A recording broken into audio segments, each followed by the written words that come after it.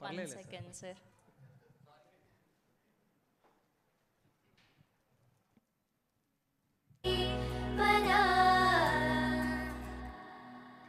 తెలిసిందనేడు గమనించి చూడు నేను కన్న తోడు. అందరికీ నమస్తే అండి. ముఖ్యంగా ఫస్ట్ థ్యాంక్స్ చెప్పాల్సింది ధనరాజ్ గారికి. ధనరాజ్ గారు లేకపోతే నా విమానం మూవీ లేదు. విమానం కథని ఫస్ట్ సముద్రకని గారి దగ్గర తీసుకెళ్ళింది ధనరాజ్ గారు. థ్యాంక్ యూ ధనరాజ్ గారు. అంటే ఈ ప్రాసెస్ చెప్పాలంటే పెద్ద కథ ఇద్ది, బట్ ఇప్పుడు అంత టైం లేదు. అలాగే విమానం కథ చెప్పినప్పుడు ఈ రామం రాగం కూడా కథ చెప్పాను. ఆయన ఈ కథను నాకు ఇస్తారా అని అడిగారు. హ్యాపీగా ఇచ్చేస్తాను సార్ అని చెప్పి ఇచ్చేసాను కథని.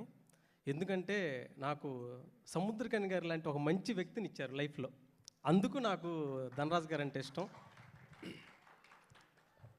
ఇక తర్వాత ఈ సినిమా ఫస్ట్ ప్రభాకర్ ఆరిపాక్ గారు అలాగే పృథ్వీ పోలవరపు గారు వీళ్ళిద్దరూ వచ్చారండి విమానం షూటింగ్ స్పాట్కి. వచ్చి మాట్లాడారు, మీ కథ నచ్చింది సార్ మాకు ఇవ్వండి అని. చర్చలు జరిగాయి, తర్వాత కథ ఇచ్చేసాను. హ్యాపీ. సరే, ఇక ఈ కథ గురించి మాట్లాడాల్సి వస్తే ఫస్ట్ పిల్లర్ పృథ్వీ పోలవరపు గారు, సెకండ్ పిల్లర్ ప్రభాకర్ ఆరిపాక్ గారు, థర్డ్ పిల్లర్ సముద్రకని గారు, ఫోర్త్ పిల్లర్ ధనరాజ్ గారు అండి. వీళ్ళ నలుగురు ఈ సినిమాని చాలా చక్కగా మోసుకొని ఇంత దూరం తీసుకొచ్చారు. అంటే నేను కథ ఇవ్వటం ఓకే, దాన్ని అందంగా తెరకెక్కించాలి కదా. ధనరాజ్ గారు అందంగా తెరకెక్కించారు. థ్యాంక్ యూ అండి. అలాగే మంచి పర్ఫార్మెన్స్ ఇచ్చారు సముద్రకని గారు. ఇకపోతే ఫాదర్ అండ్ సన్ ఎమోషన్ అనేదండి మనిషి పుట్టినప్పటి నుంచి ఉంటుంది, ప్రపంచం అంతమయ్యేదాకా ఉంటుంది. ఎన్ని కథలైనా రావచ్చండి ఫాదర్ అండ్ సన్ ఎమోషన్ మీద. ఎందుకంటే ఆ ప్రేమ ఎప్పటికీ డిఫైన్ చేయలేము, దానికి ఒక ఎండింగ్ ఇవ్వలేము. ఇలాంటి కథలు వస్తూనే ఉంటాయి. రామో రాగం డబ్బింగ్ అయిపోయాక సముద్రకని గారు నాకు కాల్ చేశారు. కాల్ చేసి, శివ మంచి కథలు 2 ఇచ్చావు, విమానం లాంటి కథ, తర్వాత రామోరాగు లాంటి కథ, 2 కథలు నేను మంచిగా యాక్ట్ చేశాను అంటే అప్పుడు ఆయన అంటే నేను అన్నా నీకు కథలు ఉండవేమో సార్ అని. లేదు 200-300 కథలైనా ఉంటాయి, అలా ఏం లేదు, మళ్ళీ మంచి కథ రాయి నేను యాక్ట్ చేస్తానన్నారు. Thank you sir. మీ యొక్క అంటే మీ ఎప్పుడు కూడా నన్ను పొగుడుతూ ఉంటారు, శివ మంచి కథలు రాస్తావు నువ్వు, అలా కీప్ ఇట్ అప్ బాగా, అలాగే మంచి ఎమోషనల్ మిస్ అవ్వద్దు నువ్వని. Thank you sir. అలాగే ఈ అందరూ అడుగుతున్నారు అసలు ఏంటి ఫాదర్ ఎమోషన్ మీద రాయటానికి కారణమని. ఏం లేదు సార్, ప్రతి మనిషి జీవితంలో ఫాదరు చిన్నప్పటి నుంచి తిడుతూనే ఉంటాడు, మన కోపం వస్తూనే ఉంటుంది. మనం పెరిగి పెద్దయ్యాక తండ్రి అయ్యాక ఆ కోపం అంటే నాన్న మీద మనకున్న కోపం కాస్త ప్రేమగా మారిపోయిద్ది. మనకు నాన్న మీద కోపం ఉంటుంది, అది కూడా ప్రేమగా మారిపోయిద్ది. నేను చెప్తున్నాను, రియల్ హీరో అంటే ఎవరో కాదండి, ఫాదరే. అంటే ఎలా చెప్పాలంటే ఇప్పుడు నా జీవితంలో జరిగిన సంఘటనలు ఒక 2-3 చెప్తానండి. అంటే కొంచెం టైం తీసుకుంటాను, సారీ. అంటే మా నాన్న ఒక 5 ఎకరాల పొలం వేసాడండి.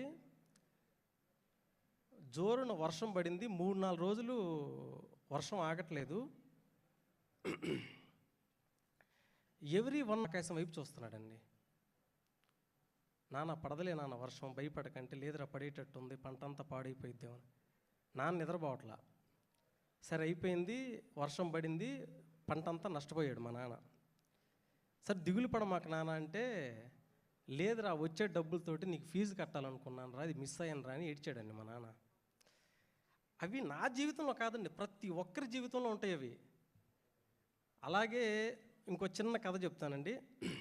నేను ఎంఎస్సి కంప్యూటర్ సైన్స్ చదువుతున్నాను తంజావూరులో, తమిళనాడు. ఒకరోజు ఎందుకో డబ్బులు అడిగాను, నాన్న అర్జెంట్ నాన్న డబ్బులు అన్నాను. ఆయన 1-2 రోజులు టైం ఇవ్వరు అన్నారు. సరే 2 డేస్కి డబ్బులు వేసేసారు, అయిపోయింది. నేను తర్వాత 1 మంత్ తర్వాత నేను ఇంటికి వచ్చాను. ఇంటికి వచ్చి, నాన్న మన గేదె ఏమైంది నాన్న అంటే, డబ్బులు ఎక్కడి నుంచి వస్తాయిరా, గేదె నమ్మి నీకు ఫీజు కట్టాను రా అన్నాడండి.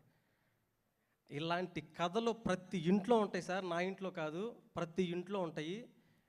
నేను దీని ద్వారా ఏం చెప్పాలనుకుంటున్నానంటే, మీ నాన్న యొక్క అంటే మీ నాన్న ప్రేమని, మీ నాన్న ఆశయాన్ని, మీ నాన్న కోరికల్ని, మీ నాన్న ఇష్టాన్ని ఫస్ట్ మీరు తెలుసుకుంటే కనుక 30 సంవత్సరాల తర్వాత మీ తండ్రి గొప్పతనాన్ని తెలుసుకోవటమే, అప్పుడు తెలుసుకోవటం కాదండి, 15-20 ఇయర్స్లోపే మీ నాన్న గొప్పతనాన్ని తెలుసుకుంటారు. మీరు తొందరగా సక్సెస్ అవుతారు. మీ నాన్నగారు చనిపోయే లోపు మీరు హీరో అవ్వండి. ఎందుకంటే మీరు హీరో అయితే గర్వించే ఏకైక వ్యక్తి ఫాదర్ మాత్రమే, ఇంకెవ్వరూ కాదు. ఫాదర్ చనిపోయిన తర్వాత మీ సక్సెస్ అనేది జీరో. మీ సక్సెస్ దేనికి పనికిరాదు. 10,000 కోట్లు కాదు, 1,00,000 కోట్లు తీసుకొచ్చి ఇంటికి తీసుకొచ్చినా సరే ఆ సంతోషం, ఆ సక్సెస్ మీ నాన్న చూడకపోతే అది వేస్ట్, బూడిదలో పోసిన పన్నీర్ అవుతుంది. మీ నాన్న బతికుండగానే మీరు సక్సెస్ అవ్వండి. మీ నాన్న అర్థం చేసుకోండి. ఇంతకు మించి నేను చెప్పేది ఏమీ లేదు. కొంచెం ఎక్స్ట్రా మాట్లాడుంటే క్షమించండి. అలాగే ఈ టీం అందరికీ చాలా థ్యాంక్ యూ. అందరూ గొప్పగా చేశారు. మార్తాండ్గ వెంకటేష్ గారు చాలా మంచి ఎడిటర్ గారు. నా 2 సినిమాలకి ఆయనే, నాకు అది అదృష్టం. అలాగే మరిన్ని మంచి సినిమాలు చేయాలనుకుంటున్నాను సార్ మీతోటి.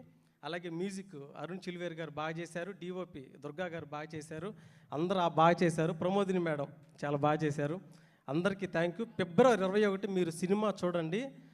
ఖచ్చితంగా మీరు ఏడుస్తూ బయటకు రాకపోతే కన్న తల్లి మీద ఒట్టు అంటారు కదా, కలామ తల్లి మీద ఒట్టే చెప్తున్నానండి.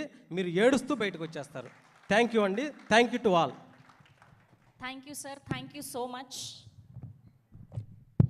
Yes, Ramam Raghavam pre-release event powered by Hyderabadi Chai Adda VBG Group and event organized by J Media Global Innovation and Infrastructure at one place. And ee paatike ee cinema loni paata live performance chusam and ippudu full video ni exclusive ga mee andaru kosam ivala play cheyadam jarugutundi. And the song is Telisinda Nedu. Can we have Telisinda